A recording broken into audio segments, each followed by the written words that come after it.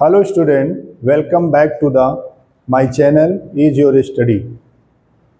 इस क्लास में हम आपको लेकर आ रहे हैं सॉल्बिलिटी के बारे में हम लोग डिस्कस करेंगे।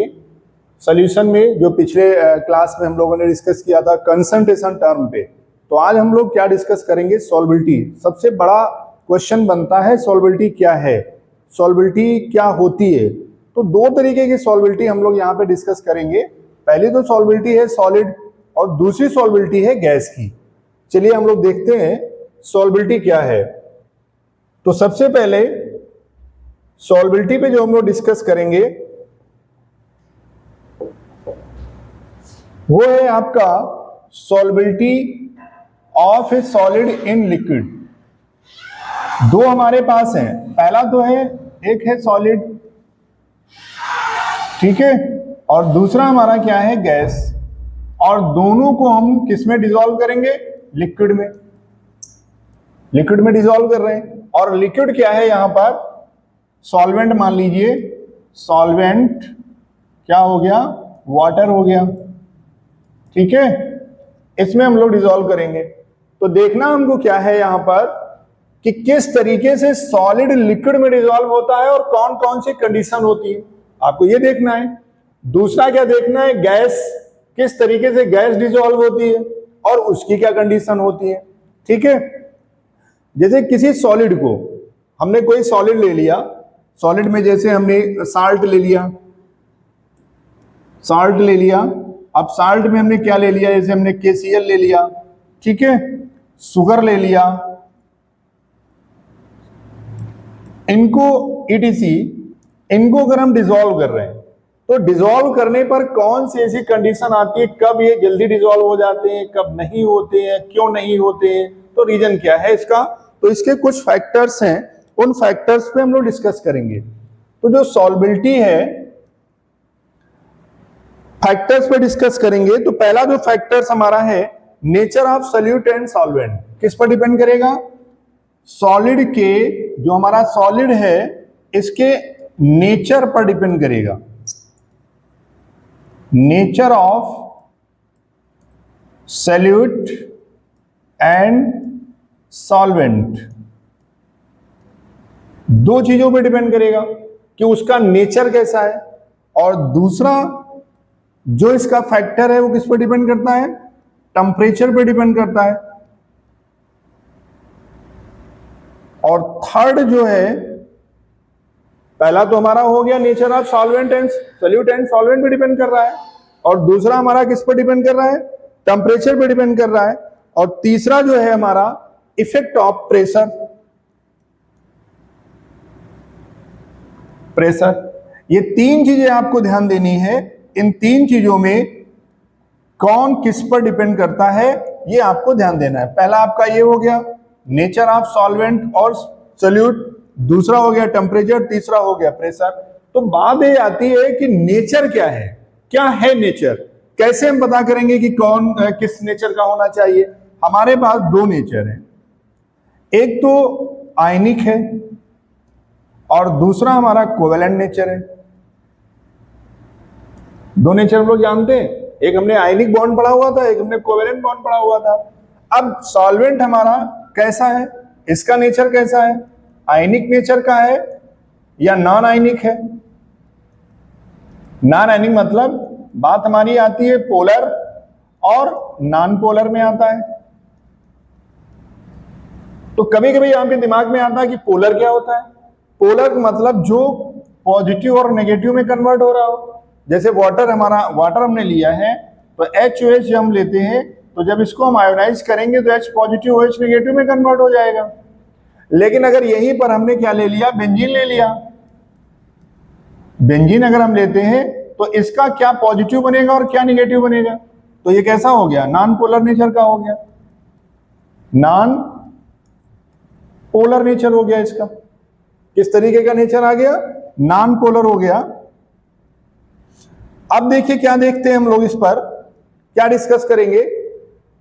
अगर आयनिक नेचर का है, ये किस नेचर का है? सॉल्यूट अगर आयनिक है, आयनिक, और सॉल्वेंट भी अगर हमारा आयनिक है, तो सॉल्बिलिटी क्या होगी, ग्रेटर होगी। दोनों आसानी से सॉल्वेबल हो जाएंगे। ठीक है, अगर ये हमारा सल्यूट हमारा क्या है, अगर सल्यूट, ये जो सल्यूट है नॉन आयनिक नेचर का होता है, नॉन आयनिक, और ये आयनिक है, सॉल्वेंट आयनिक है, तो नहीं होगा। ये दिमाग में आपको रखना है। ठीक है, अगर ये आयनिक है और ये सॉल्वेंट हमारा क्या है, नॉन पोलर है, तब भी डिसॉल्व नहीं होगा, यानी सॉल्बिलिटी नहीं होगी। तो दोनों चीजें आपको रखनी है। रखना क्या है, इसके नेचर में हमको ध्यान देना है कि सल्यूट और सॉल्वेंट जो हमारे हैं ये पोलर में डिसॉल्व होंगे, और अगर ये पोलर है और ये नॉन पोलर है तो सॉल्बिलिटी क्या होगी, कम होगी। अगर दोनों पोलर हैं तो सॉल्बिलिटी क्या होगी, बराबर होगी, यानी इक्वल होंगे अमाउंट में। ठीक है, तो ये चीज आपको ध्यान देनी है। अब बात आती है टेम्परेचर की। अगला जो टॉपिक आपका है वो क्या बताता है, टेम्परेचर। टेम्परेचर इफेक्ट बहुत इंपॉर्टेंट है आपका टेम्परेचर। अब दूसरा जो इफेक्ट था वो क्या था, टेम्परेचर इफेक्ट है।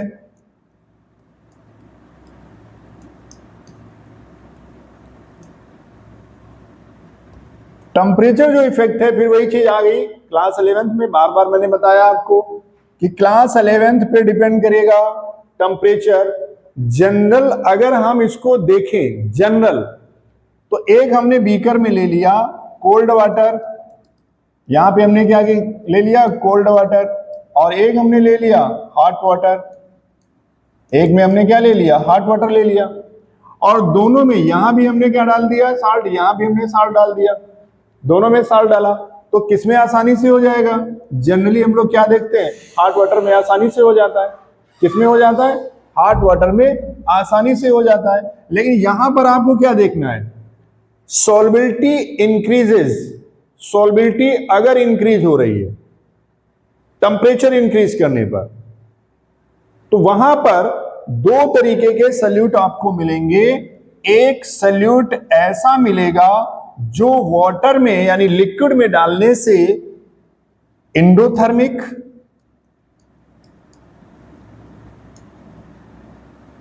और दूसरा जो सल्यूट है एक्सोथर्मिक। ये वर्ड आपको मिलेंगे। इसको जनरल वे में आपको समझना क्या है कि कुछ ऐसे सल्यूट होते हैं जिनको वाटर में डालने से वाटर गर्म होने लगता है, नॉर्मल जो टेम्परेचर था वाटर का उससे ज्यादा हो जाता है, और कुछ ऐसे सल्यूट होते हैं जो उस टेम्परेचर को कम कर देते हैं।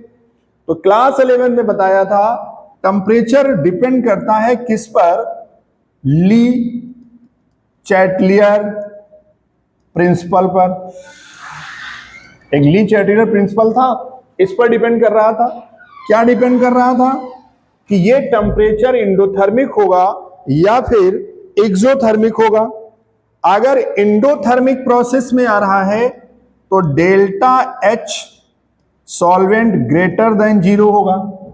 ये ध्यान देना है, ये जो सॉल्वेंट है इसकी वैल्यू क्या होगी, 0 से ग्रेटर होगी, तो रिएक्शन में क्या होगा, ये एंडोथर्मिक रिएक्शन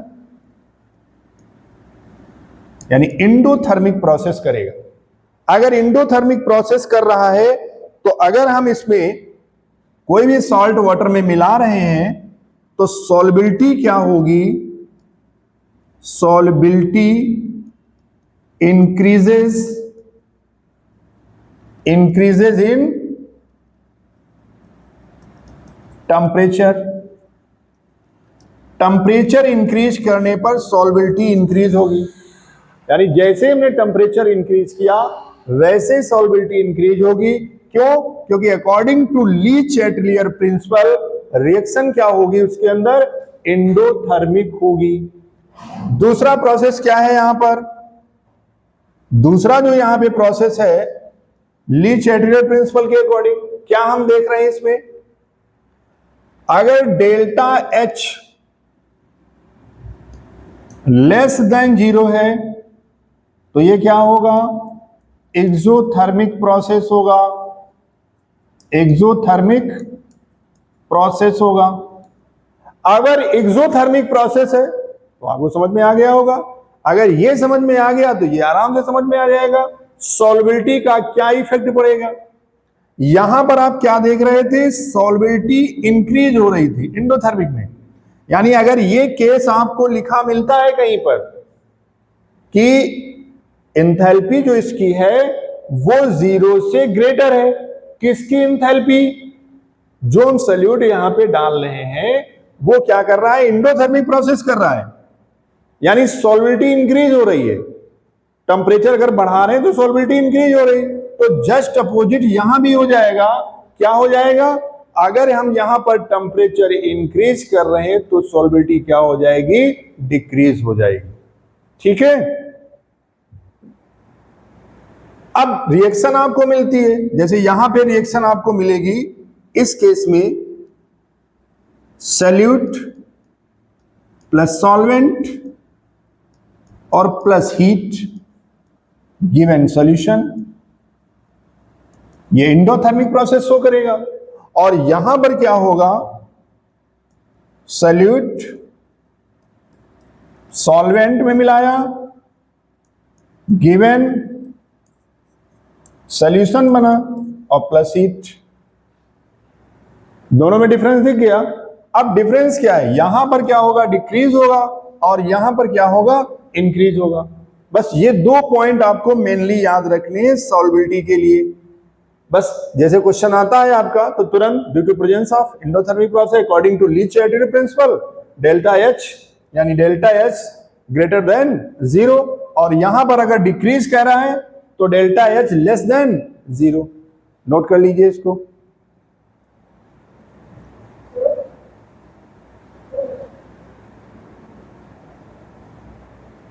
दूसरा क्या है, इफेक्ट ऑफ प्रेशर।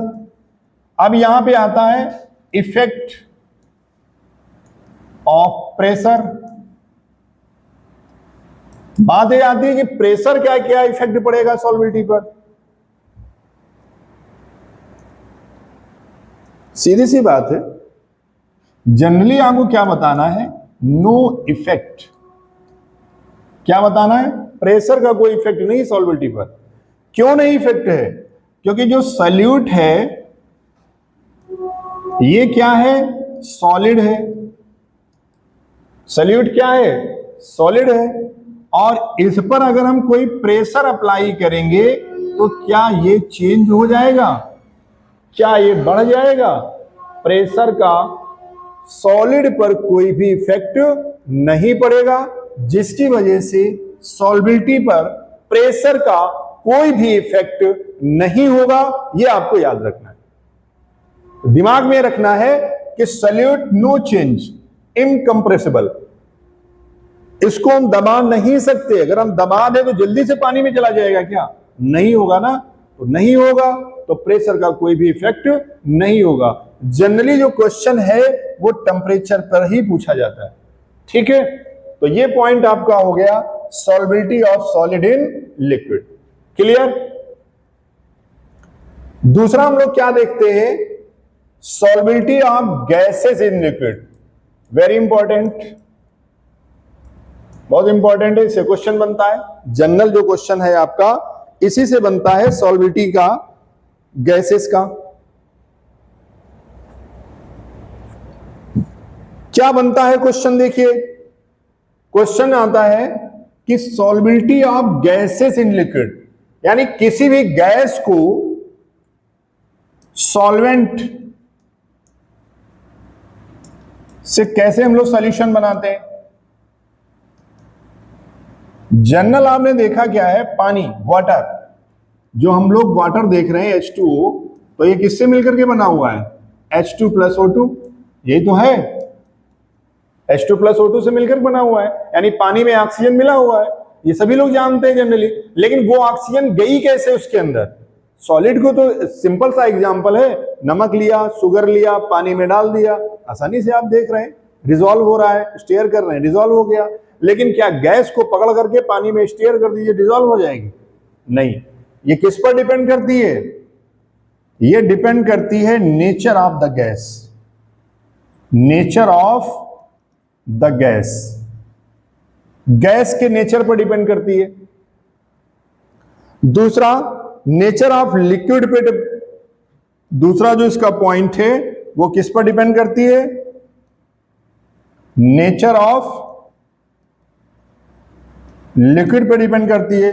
और तीसरा क्या है? टेम्परेचर पर डिपेंड करती है। और चौथा है आपका प्रेशर। प्रेशर पे इफेक्ट करेगी कि नहीं करेगी? प्रेशर पे डालेगी कि नहीं डालेगी? बहुत इंपॉर्टेंट है, यही तो पॉइंट है। तो पहला पॉइंट है nature of the gas, gas का नेचर कैसा है। दूसरा लिक्विड का जिसमें आप डिसॉल्व कर रहे हैं उसका नेचर कैसा है। और तीसरा जो टेम्परेचर का है। और चौथा जो पॉइंट है, ये इसी पॉइंट पर बहुत सारे क्वेश्चन जनरेट होते हैं, बहुत सारे क्वेश्चन। जनरल बोर्ड का जो क्वेश्चन है मोस्टली इस पे बन जाता है, और कंपटीशन का भी क्वेश्चन इसी पे बन जाता है। जनरल क्वेश्चन और बोर्ड क्वेश्चन दोनों इसी पर बन जाते हैं, प्रेशर, क्योंकि इसी से निकल के आएगा आपका हेनरीज लॉ। क्या आएगा? Henry's law. Nature of gas. अब नेचर ऑफ द गैस पे कैसे डिपेंड करेगा? नेचर जो गैस का है वो किस तरीके से आएगा, क्या समझना है हमें नेचर ऑफ द गैस?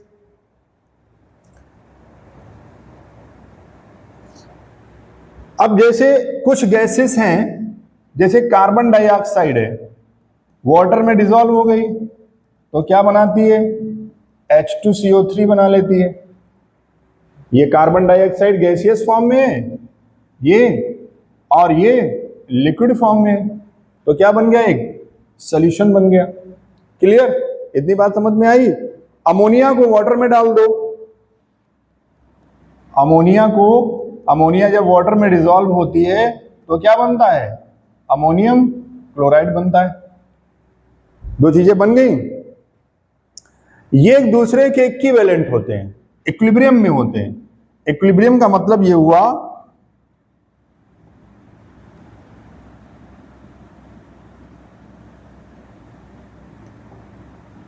जैसे यहां पर H2 है आपका, ये लिक्विड में था तो ये इसमें और ये इसमें कन्वर्ट होता रहेगा H2।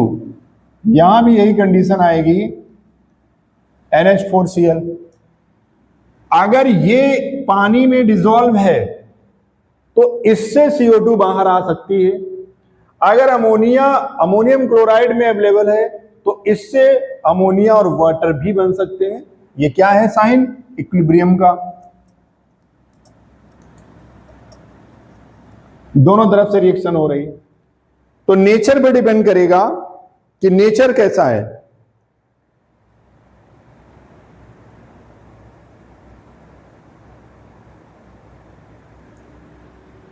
जैसे कुछ गैसेस आपकी होती हैं हाईली सॉल्युबल होती हैं। नेचर में क्या है? जैसे H2 है, O2 है, N2 है, CO2 है, NH3 है, ये सब क्या है? Highly soluble in water. और बहुत सारी ऐसी गैसेस हैं जो सॉल्युबल नहीं होती। तो नेचर पर डिपेंड करेगा ना कि कितनी आसानी से हम उसको डिसॉल्व कर सकते हैं। नहीं अगर डिसॉल्व हो रहा है तो कंडीशन अप्लाई कर दीजिए, कंडीशन पे डिपेंड करेगा। ठीक है। दूसरा क्या है? नेचर ऑफ, इसका टेम्परेचर पे डिपेंड करेगा। किस पर डिपेंड करेगा? टेम्परेचर पे डिपेंड करेगा। अब टेम्परेचर पे किस तरीके से डिपेंड कर रहा है? हम जानते हैं कि टेम्परेचर इंक्रीजेस टेम्परेचर। अगर हम किसी सॉल्यूशन का टेम्परेचर इंक्रीज कर रहे हैं यानी बढ़ा रहे हैं, तो टेम्परेचर जैसे इंक्रीज होगा सॉल्युबिलिटी क्या होगी? डिक्रीज हो जाएगी। अगर टेम्परेचर ज्यादा है, अगर टेम्परेचर हम लोग बढ़ा रहे हैं, ठीक है, तो टेम्परेचर अगर बढ़ रहा है तो पानी गर्म हो रहा है। अगर सॉल्वेंट आपका गर्म हो रहा है तो गैसेस क्या होंगी? बाहर आएंगी, यानी उसमें सॉल्युबिलिटी क्या होगी? कम होगी। और टेम्परेचर अगर डिक्रीज हो रहा है डिक्रीजेस टेम्परेचर, सॉल्युबिलिटी क्या होगी, इंक्रीजेस होगी। तो इसी पर एक क्वेश्चन बन जाता है। क्वेश्चन क्या बनता है इक्वेटिक लाइफ का। इक्वेटिक लाइफ यानी जो जल में रहने वाले हैं एनिमल्स,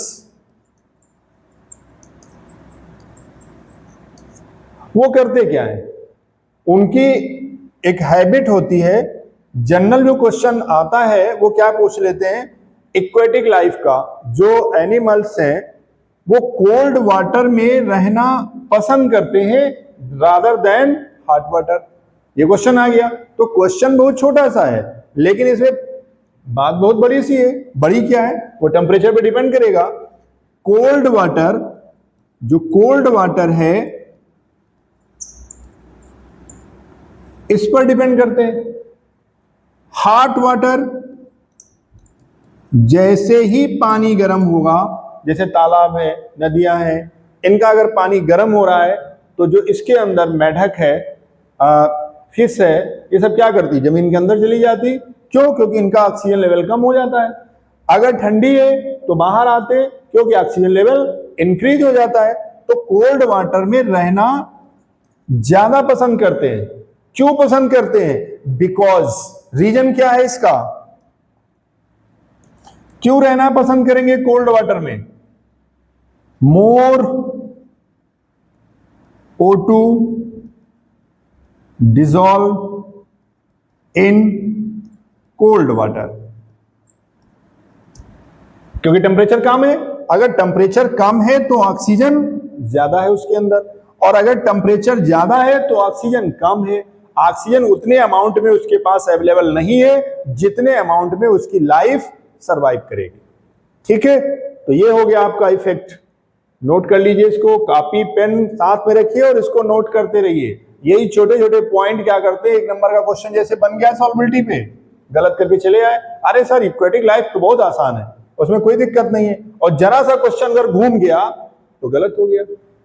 सारा कुछ डिपेंड करता है कॉन्सेप्ट में, किस कॉन्सेप्ट में किसकी जरूरत पड़ रही है, कहां पर टेम्परेचर इंक्रीज हो रहा है और कहां पर टेम्परेचर डिक्रीज करना है। मेन मेजर पॉइंट अंडरलाइन कर लीजिए, केवल एक ही बार पढ़िए, दोबारा पढ़ने की जरूरत नहीं पड़ेगी।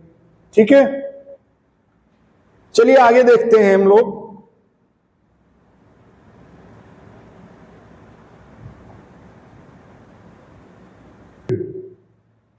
जो सॉल्बिलिटी है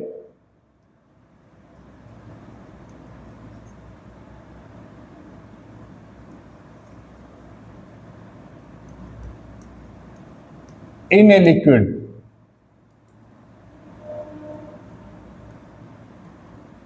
किसी भी गैस की लिक्विड में जो सॉल्बिलिटी है ये किस बात पर डिपेंड करती है?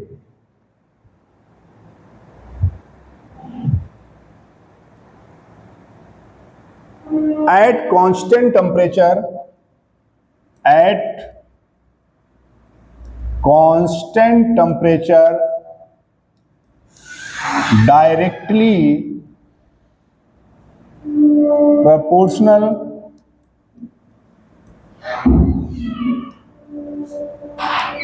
to, जो डायरेक्टली प्रोपोर्शनल है वो to the pressure of the gas, directly proportional to the pressure of the gas. Solubility of gas in a liquid at constant temperature directly proportional to the pressure of the gas.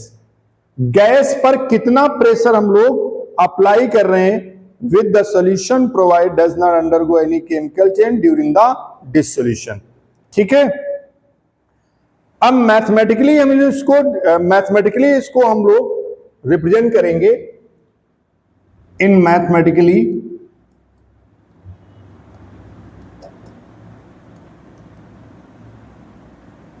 क्या कह रहा है mathematically कि जो solvent pressure है वो किसके directly proportional है? किसके डायरेक्टली प्रोपोर्शनल होगा? Constant temperature directly proportional to the pressure of the gas. Gas पे जो हम लोग प्रेशर अप्लाई कर रहे हैं उसके मोल फ्रैक्शन के डायरेक्टली प्रोपोर्शनल होगा। किसके डायरेक्टली प्रोपोर्शनल होगा? मोल फ्रैक्शन के डायरेक्टली प्रोपोर्शनल होगा। तो P इक्वल टू यहां पे कांस्टेंट होगा और ये मोल फ्रैक्शन क्या हो जाएगा? H हो जाएगा। ये क्या है? प्रेशर है, ये हेनरी कांस्टेंट है और ये क्या है? It's mole fraction. किसके? गैस के मोल फ्रैक्शन, उस पर डिपेंड करेगा ना। प्रेस भाई solubility of gas in a liquid, gas को हम लोग लिक्विड में डिसॉल्व कर रहे हैं, तो जब गैस को लिक्विड में डिसॉल्व करेंगे तो इसी पर तो डिपेंड करेगा। ये हेनरी लॉ, ये दिया गया प्रेशर पर, जो इसका क्या था? इफेक्ट था भाई। एक टेम्परेचर इफेक्ट था, एक टेम्परेचर का इफेक्ट आपने पढ़ा, एक नेचर ऑफ गैस आपने, दूसरा क्या है? प्रेशर का इफेक्ट है। तो प्रेशर के इफेक्ट का क्या इफेक्ट है भाई? प्रेशर का सॉलिड पे तो कोई इफेक्ट नहीं था, लेकिन गैस पर इफेक्ट था ना, उसी पर हेनरी ने ऑब्जर्व किया और एक लॉ बना दिया। इस बात पे डिपेंड करता है हेनरी लॉ। ठीक है, नोट करिए इसको।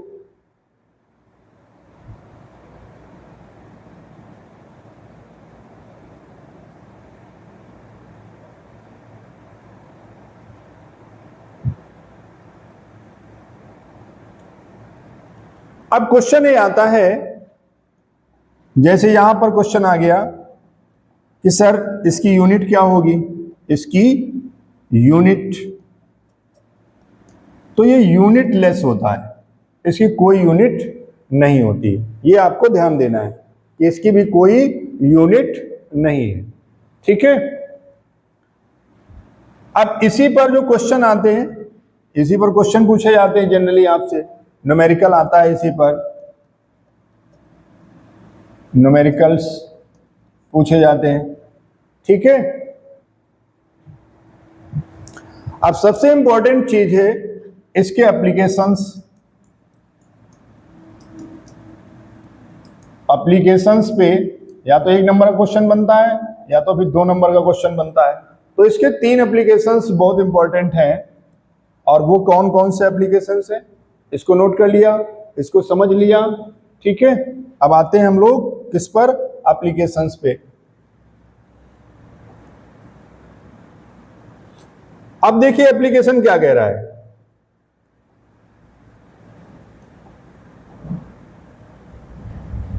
ध्यान दीजिए जरा, एप्लीकेशंस ऑफ हेनरीज लॉ बहुत इंपॉर्टेंट है। कहां पे इसका यूज कर रहे हैं हम? To increase the solubility of CO2। CO2 की सॉल्बिलिटी को हम लोग इंक्रीज कर रहे हैं in soda water and aerated drink bottle sealed under high pressure. High pressure पर जब हम कार्बन डाइऑक्साइड को soda water, aerated drink, cold drink जो आप जानते हैं, सील्ड विद अंदर हाई प्रेशर, बॉटल को लीजिए और कस के हिला करके छोड़ दीजिए, तो क्या है?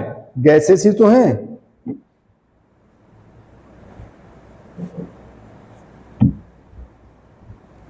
ठीक है, दूसरा क्या कह रहा है? अंडर सी वाटर, बहुत इंपॉर्टेंट है ये, इसी पे क्वेश्चन जनरली बनता है। Under sea water pressure is high. जैसे ही हम सी वाटर में जाते हैं pressure is high, therefore N2NO2, जो N2 है और O2 है, प्रेजेंट इन एयर। हम लोग जानते हैं जनरली इसको, जैसे ही समुद्र के नीचे हम लोग जाते हैं, गहराई में जाते हैं, वहां पर N2 गैस और O2 gas present in air, air में प्रेजेंट थी। डिजॉल्व मोर इन ब्लड, ये ज्यादा ब्लड में क्या हो जाती है? डिजॉल्व हो जाती है। O2 use by the body, O2 जो है बॉडी के द्वारा यूज कर ली जा रही है। क्यों? क्योंकि मेटाबॉलिज्म काम कर रहा है आपका। Clear? When deep sea diver, यानी जो स्कूबा डाइवर होते हैं, कम एट द सरफेस, जैसे ही ये सरफेस पर वापस आते हैं प्रेशर डिक्रीज होता है। पहले पानी के अंदर गए तो पानी का प्रेशर, ठीक है, और जैसे ही सरफेस पे आए वैसे ही क्या होगा, प्रेशर डिक्रीज होगा। Therefore solubility dissolved gases in blood decreases. This lead to the formation of bubble of N2। जैसे ही ये कंडीशन आती है ब्लड में ये डिक्रीज होगा तो lead to the formation of bubble of N2। Blood में नाइट्रोजन गैस के बबल बनना स्टार्ट हो जाएंगे। उसके बाद क्या होगा, these bubble affect nerve impulses and give rise to disease. तो ये जो बबल्स होते हैं ये gives impulse nerve impulses and give rise to disease called bends या डिकम्प्रेशन, सिकनेस, थकान लगेगी आपको। It's painful and dangerous life, ऐसा लगेगा कि बहुत ज्यादा बॉडी में दर्द हो रहा है, बहुत ज्यादा बॉडी में पेन हो रहा है, इससे मर जाना ही ठीक है। ठीक है, इतनी ज्यादा दिक्कत होगी। क्यों? हाई कंसंट्रेशन ऑफ N2, क्योंकि नाइट्रोजन तो वहां पर बहुत ज्यादा हो गई ना इन ब्लड, और ये जो N2 है ब्लड में जब नाइट्रोजन ज्यादा होगी तो क्या करेगा, टॉक्सिक इफेक्ट आल्सो, क्या बनाएगा, टॉक्सिक इफेक्ट देगा। और इसे जब अवॉइड करते हैं तो the compressed air in use by scuba in diluted, इसको कम करने के लिए जो स्कूबा डाइवर होते हैं पीठ फैलाते रहते हैं अपने सिलेंडर, तो किसका लेते हैं, helium. Helium less soluble in blood, क्योंकि ये पानी ब्लड में बहुत कम सॉल्युबल है देन N2 एंड O2। जितनी तेजी से नाइट्रोजन और ऑक्सीजन डिसॉल्व होती है उसके अकॉर्डिंग ये कम होती है। तो जैसे डीप सी डाइवर आपके हैं use mix of gases containing, इसका कंपोजिशन आपको याद रखना है, इतने परसेंट आपको हीलियम लेनी है, इतने परसेंट आपको ऑक्सीजन लेनी है और इतने परसेंट आपको नाइट्रोजन लेनी है। इन गैसों के मिक्सचर को अपने साथ लेके जाते हैं ताकि जब हम वापस आए तो ये सब कंडीशन हमारे बॉडी के अंदर ना हो। क्यों? कौन कौन सी कंडीशंस? ये ब्लड बनाना, ब्लड N2 ब्लड में डिसॉल्व होना, bubbles effect, nerve impulses, right to diseases called bends या टॉक्सिक इफेक्ट या डेंजरस लाइफ, ये सब चीजें हमारी बॉडी के अंदर ना हो। इसलिए इनका कंपोजिशन मतलब 11.7% आपको लेनी हीलियम और 32.1% आपको लेना है ऑक्सीजन और 56.2% आपको क्या लेना है, नाइट्रोजन। इनसे भरा हुआ, इन गैसेस से भरा हुआ सिलेंडर हम लेके जाते हैं। ठीक है, ये चीज आपको याद रखनी। समझ में आई बात? ठीक है, अगला क्या कह रहा है, अब ये तो समुद्र के अंदर गए, अब गहराई में जब हम जाते हैं, high altitude partial pressure of oxygen is less than that of ground level. आपको पता है कि ग्राउंड लेवल पे ऑक्सीजन का क्या लेवल होता है और जब हम ऊपर जाएंगे तो उसका लेवल क्या होगा, कम हो जाएगा। जैसे ही कम होगा यानी concentration of O2 in the blood and tissues become low, concentration कम होगा, टिश्यूज कंसिक्वेंटली होगा क्या, जो हम लोगों के अंदर जब ऑक्सीजन का लेवल कम होगा तो क्या हम यूज करेंगे, unable to think clearly. This condition is called anoxia. इस कंडीशन को हम क्या कहते हैं, एनोक्सिया कहते हैं। ये एक बीमारी है, ये जनरेट हो जाती है। ठीक है, अगला क्या है, lungs the partial pressure O2 is high. फेफड़ों में क्या होता है, partial pressure of O2 high हो जाता है। Haemoglobin combined with O2 to form oxyhaemoglobin, ये ऑक्सीजन के साथ मिलकर के ऑक्सी हीमोग्लोबिन बना लेते हैं। In tissues partial pressure of O2 is low. अगर टिश्यूज में ऑक्सीजन का लेवल कम होगा तो oxyhaemoglobin gives out O2 to be utilise the cellular activities. इसके लिए हम लोग यूज कर लेते हैं। तो यहां पर जो पॉइंट नंबर ये है आपका, ये बहुत इंपॉर्टेंट है, यानी 2 नंबर। इससे जनरल क्वेश्चन बनता ही बनता है और बहुत आसान क्वेश्चन आप लोगों से गलत हो जाता है। तो हमें स्कूबा डाइवर की कंडीशंस जो है सिमिलर वे में आपको वहां पर ऐसे ही आंसर में लिख देनी है, वो किसी भी तरीके से आपसे पूछा जाए। समझ गए इस बात को?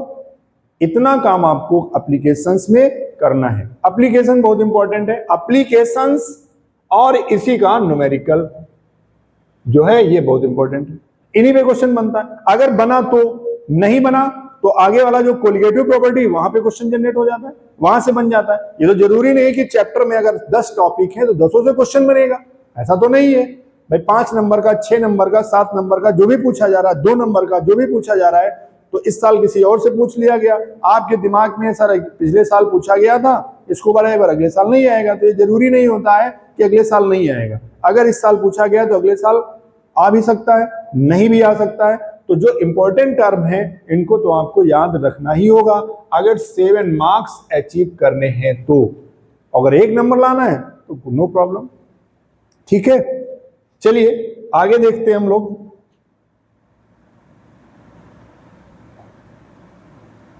आगे क्या है,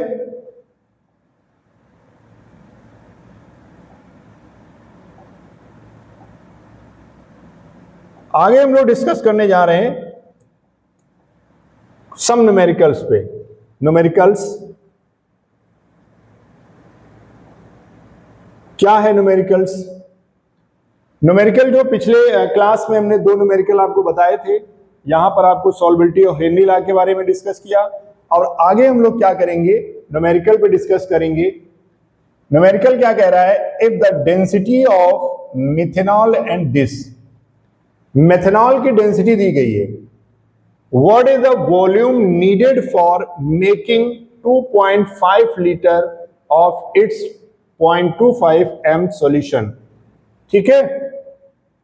तो मोलरिटी के न्यूमेरिकल है ये। अब मोलरिटी पे अगर डेंसिटी गिवन है, डेंसिटी गिवन है तो किस तरीके से इसको हम लोग करेंगे। अब देखिए वॉल्यूम आपका दिया गया है, वॉल्यूम इक्वल टू 2.5 लीटर, ठीक है।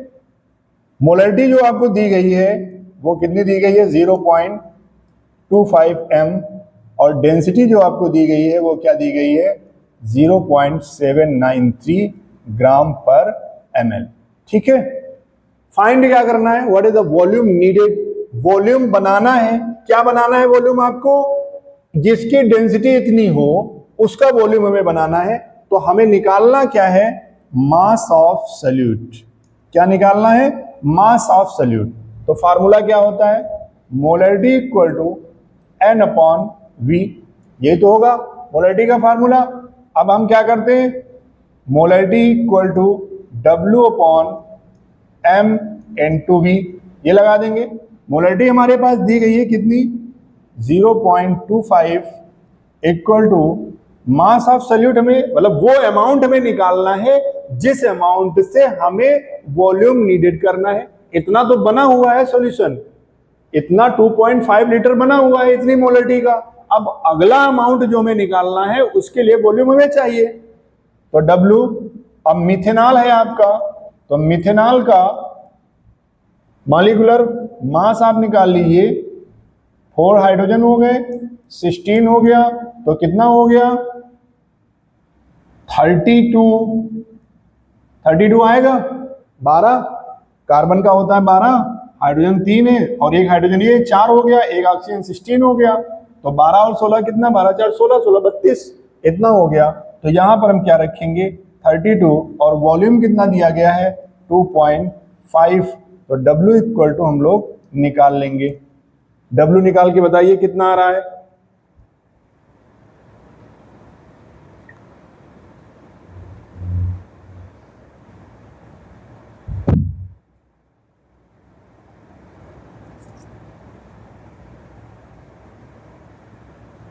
कितना आया W, नहीं निकला, अरे इसका मल्टीप्लाई करिए, 0.625 इंटू 32 इक्वल टू 20 ग्राम, इतने ग्राम आ गया, ठीक है। अब हमें वॉल्यूम निकालना है, तो वॉल्यूम के लिए हम लोग क्या करेंगे, ये डेंसिटी दी गई है तो कहने का मतलब ये है 0.793 ग्राम पर ml methanol dissolve in 1000 ml इतने ग्राम पर ml डिजोल्व इतने ml। ठीक है, डेंसिटी का मतलब तो यही हुआ ना। तो अब इसको कन्वर्ट कर लीजिए, 0.793 इंटू 10⁻3, ये कन्वर्ट कर लिया। तो अब ये हो गया किसमें, ग्राम में कन्वर्ट हो गया। इतने ग्राम डिजोल्व है किसमें, 1000 ml में। तो 20 ग्राम डिजोल्व होंगे, जो ये 20 ग्राम डिजोल्व होगा कितने ml में, तो 1000/793 इंटू 10⁻3, ठीक है, इंटू 20।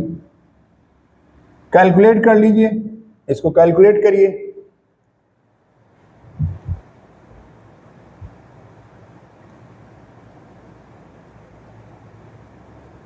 कैलकुलेट करिए, आंसर जो आपका है वो कितना आ जाएगा, 25.2 ml। इतना वॉल्यूम हमें नीडेड होगा, ये वॉल्यूम, ये आपसे पूछ रहा है। ठीक है, तो यहां तक तो आप लोग आसानी से कर ले जाते हैं।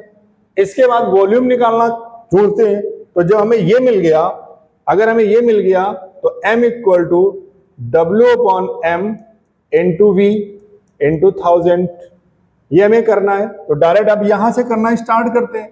तो डायरेक्ट जब यहां से आप स्टार्ट करेंगे तो हमें क्या निकालना होगा, वॉल्यूम निकालना होगा।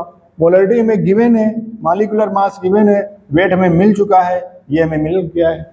तो डायरेक्ट हम क्या करेंगे, यहां भी रख देंगे ना इसको। ठीक है, ये चीज आपको याद रखनी है। क्लियर, आई बात समझ में, नोट करिए। आगे देखिए,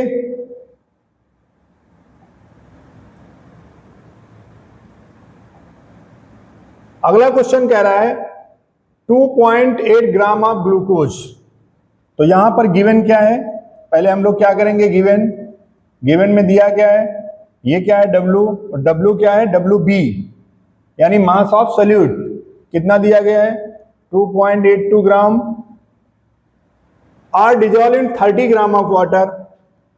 तो W ये कितना दिया गया है, 30 ग्राम गिवन है। उसके बाद में कैलकुलेट करना है मोलैलिटी ऑफ सॉल्यूशन, मोलैलिटी आपको कैलकुलेट करना है, सॉल्यूशन की मोलैलिटी कैलकुलेट करना है। तो मोलैलिटी का फार्मूला क्या होता है, मोलैलिटी इक्वल टू होता है N upon mass of solvent in KG. ये मास ऑफ सॉल्वेंट हो गया केजी में। अब इसे हमें ओपन कर दीजिए, तो N हमें दिया नहीं गया है, W अपॉन ये दिया गया है, तो N की जगह पे हम क्या करेंगे, WB upon MB into A। यहां पे वैल्यू पुट कर दीजिए, ये हमें दिया गया है 2.82, ये हमें कितना है, ग्लूकोज 180 ग्लूकोज का रखना है। मॉलिक्यूलर मास निकाल लीजिए, C6H12O6, तो इसका 72 हो गया, इसका 12 हो गया, और इसका 96, कितना आ गया,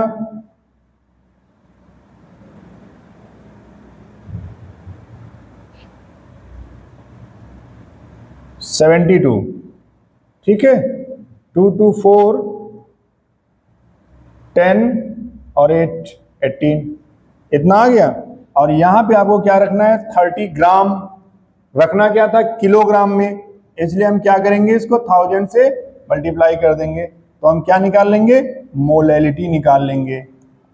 ठीक है, इससे आप कैलकुलेट कर लीजिए और आपकी मोलैलिटी आ जाएगी। ठीक है, अगला पूछ रहा है मोल फ्रैक्शन ऑफ ग्लूकोज और वाटर। तो ग्लूकोज क्या है यहां पर, ये ग्लूकोज यहां पर क्या है, सॉल्यूट है, और ये क्या है, सॉल्वेंट है। तो मोल फ्रैक्शन हमें निकालना है, मोल fraction of solute and solvent. तो सॉल्यूट एंड सॉल्वेंट के लिए नंबर ऑफ मोल हमने निकाल लिए, नंबर ऑफ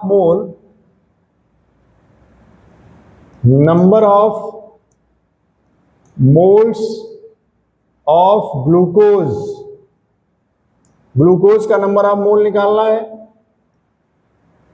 C6 H12O6। तो यहां पर ग्लूकोज का मास कितना दिया गया है 2.82, मॉलिक्यूलर मास कितना है 180। इससे नंबर ऑफ मोल निकाल लीजिए। ठीक, जब नंबर ऑफ मोल आ जाए तो वाटर के नंबर ऑफ मोल निकाल लीजिए। H2O का वाटर कितना दिया गया है 30 ग्राम और इसका 18 होता है। नंबर ऑफ मोल निकाल लिए। अब हमें मोल फ्रैक्शन निकालना है, तो mole fraction of glucose equal to NB plus Na आप यूज कर दीजिए। जो वैल्यू यहां से निकल के आए वो यहां और यहां रखनी है, और जो यहां से निकल के आए वो यहां रख दीजिए और मोल फ्रैक्शन इसका कैलकुलेट कर लीजिए। दूसरा क्या है, मोल फ्रैक्शन ऑफ वाटर अगर आपसे कह रहा है तो यहां पर क्या करना है Na/NB प्लस Na यूज कर लीजिए। तो जो मोल फ्रैक्शन यहां से आए वो ऊपर और टोटल नंबर ऑफ मोल नीचे, तो मोल फ्रैक्शन ऑफ वाटर आ जाएगा। ठीक है, आगे देखिए अगला क्वेश्चन क्या कह रहा है। अगला क्वेश्चन कह रहा है find the molarity and molarity of 15% solution of H2SO4।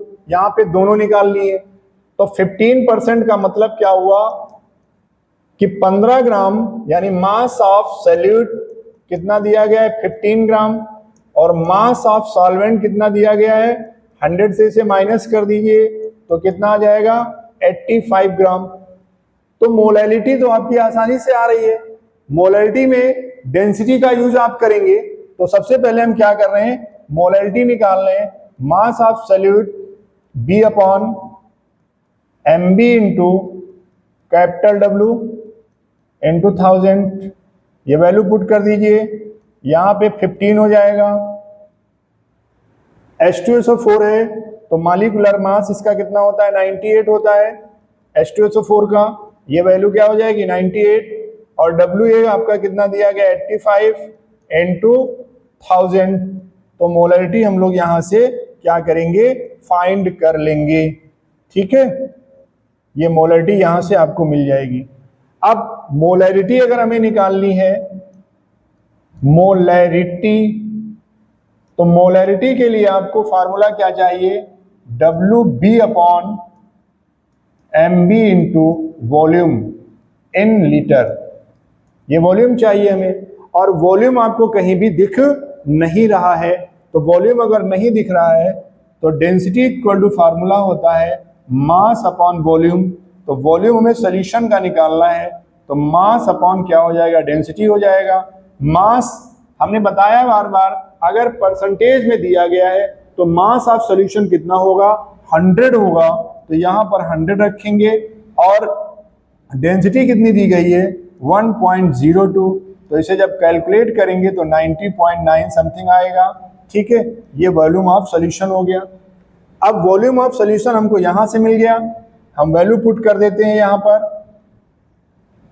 यहां पर जो सॉल्यूट है उसको हमें कितना दिया गया है 15, यहां पर 15 हो गया, यहां पर 98 हो गया, और यहां 90 पॉइंट समथिंग हो गया वॉल्यूम ऑफ सॉल्यूशन। ठीक है, और इनटू 1000 कर लीजिए, तो इससे हम क्या निकाल लेंगे मोलरिटी निकाल लेंगे। क्लियर, आई बात समझ में। यहां से हम दो चीजें आपको बता रहे हैं। अगला क्वेश्चन देखिए आपका,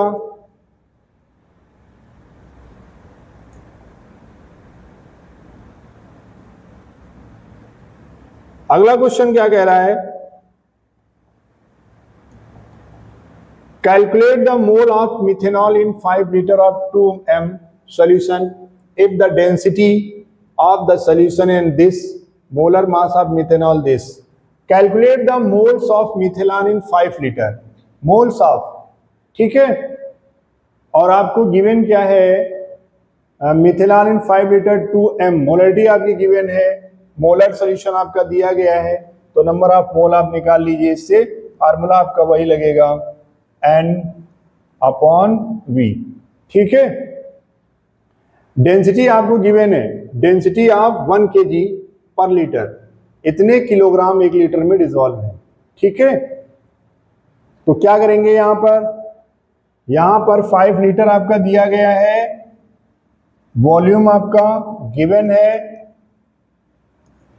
V आपका 5 दिया गया है, M यानी मोलर जो सॉल्यूशन दिया गया है ये आपका 2 नंबर ऑफ मोल।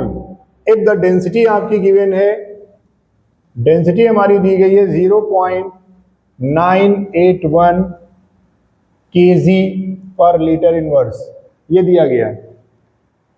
इसको जब हम कन्वर्ट करेंगे, ये वैल्यू जब हम कन्वर्ट करेंगे तो हमें नंबर ऑफ मोल निकालना है। फार्मूला याद आया, यानी हमें ये निकालना है। क्या निकालना है? ये निकालना है। वॉल्यूम ऑफ सॉल्यूशन हम डेंसिटी से निकाल लेंगे। किससे निकाल लेंगे? डेंसिटी से। वॉल्यूम ऑफ सॉल्यूशन जो हम निकालेंगे वो किससे निकालेंगे? डेंसिटी इक्वल टू होता है मास अपॉन वॉल्यूम। तो वॉल्यूम इक्वल टू क्या हो जाएगा? Mass upon density. तो यहां पर जो वैल्यू आपकी रखी जाएगी वो 1000, सॉरी यहां पे मास ऑफ सॉल्यूशन निकालना है आपको। एक मिनट,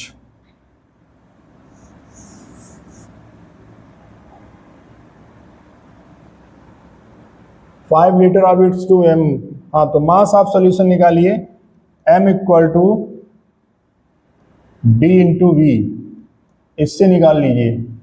तो आपका आएगा 0.981 इंटू 1000, इसको कर दीजिए तो कितना आ जाएगा? ये आ जाएगा। ठीक है, ये मास इतने किलोग्राम, ये आ जाएगा। ठीक है, अब आप वैल्यू पुट कर दीजिए, n की वैल्यू आप आसानी से निकाल लीजिए।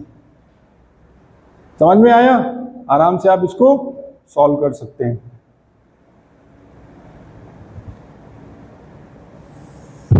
अगला देखिए क्वेश्चन क्या कहता है।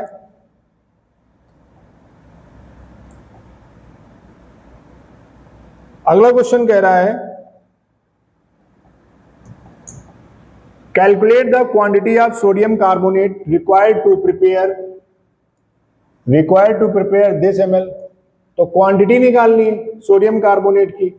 तो क्वांटिटी का मतलब मास ऑफ ये निकालना है। m आपको दिया गया है कितना? 1/10, और वॉल्यूम आपको कितना दिया गया है? 250। तो m equal to WB upon MB into V into 1000 लगा दीजिए फार्मूला। तो हमें WB निकालना है। तो WB equal to M into MB into V upon 1000 कर देंगे। इस फार्मूले से आप क्या करें? निकाल लें। W की जगह पर W हमें निकालना है, M की जगह पे 1/10 रख देंगे, वॉल्यूम की जगह पे इतना रख देंगे। तो वॉल्यूम की जगह पे जब आप रखेंगे तो मास ऑफ सोडियम कार्बोनेट दिया गया है Na2CO3। Na2CO3 का निकालना है मास। तो ये 23 हो गया, ये 12 हो गया, ये 48 हो गया। 6 4 12 प्लस 48 6 106। तो यहां पे क्या करेंगे? इसकी जगह पे 106 पुट कर देंगे। वैल्यू पुट कर दीजिए, W की वैल्यू आप आराम से निकाल सकते हैं। ठीक है, इस तरीके से आपका न्यूमेरिकल पार्ट आपका कंप्लीट होता है। न्यूमेरिकल, और दूसरा जो पार्ट इसमें हमने आपको पढ़ाया है वो क्या पढ़ाया है? सॉल्वेबिलिटी के बारे में हम लोगों ने डिस्कस किया है। और सॉल्वेबिलिटी हेनरीज लॉ, ये हेनरी लॉ आपका हो गया। हेनरी लॉ पे क्वेश्चन आपके हो गए। हेनरी लॉ के क्वेश्चन आपको अगली क्लास में आपको मिलेंगे। Henry law, vapour pressure of the solution.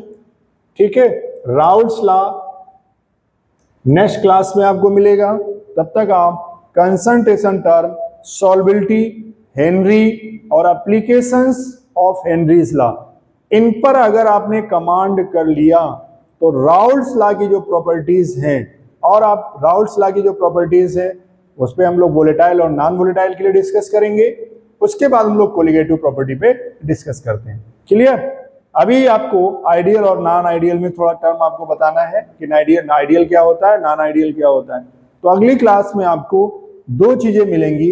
एक चीज आपको मिलेगी वेपर प्रेशर, और दूसरा जो आपको मिलेगा वो आइडियल और नॉन आइडियल मिलेगा। ठीक है, और फिर थोड़ा इंट्रोडक्शन प्रोसेस हम लोग यूज करेंगे न्यूमेरिकल का। न्यूमेरिकल किसका? हेनरी लॉ का न्यूमेरिकल आपको मिलेगा, वेपर प्रेशर का आपको मिलेगा। ठीक है, ठीक है, वेपर प्रेशर पे हम लोग डिस्कस करेंगे कि वेपर प्रेशर क्या होता है, और कुछ क्वेश्चन आपको मोलैरिटी और मोलैरिटी के आपको बताएंगे। Thank you. ओके।